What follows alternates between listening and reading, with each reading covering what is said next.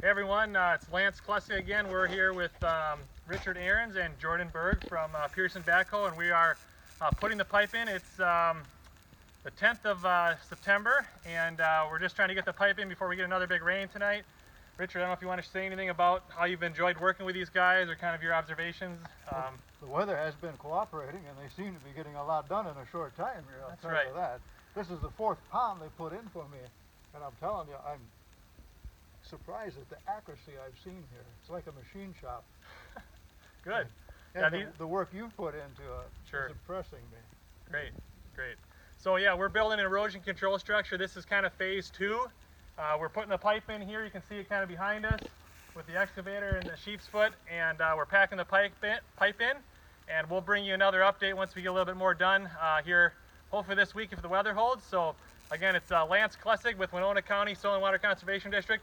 Richard Ahrens is the landowner, and then Jordan Berge as far as Pearson Backhoe out of St. Charles, Minnesota. So thanks everyone for joining us, and have a great day.